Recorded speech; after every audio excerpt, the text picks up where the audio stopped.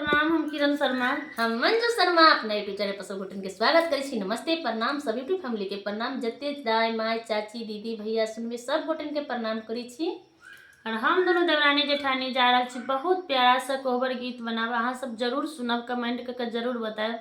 और हम तो 2-3 दिन से वीडियो नहीं अपलोड करे चली, नहीं बना पाबे चली कि अहाँ सब जरूर जानिए गेल हेबे कि तबियत खराब हो गई छल, तै के लऽ नहीं बना पैली। तो अहाँ सबसे माफ़ी चाहे छी। और बहुत प्यारा सा कोहबर देखिए, जब कोहबर में रहे छथिन कन्या, बाहर में कोयली के आवाज सुन के बाहर कोयली कारी जरूर होय छी, लेकिन ओकर बोली बहुत मधुर छे।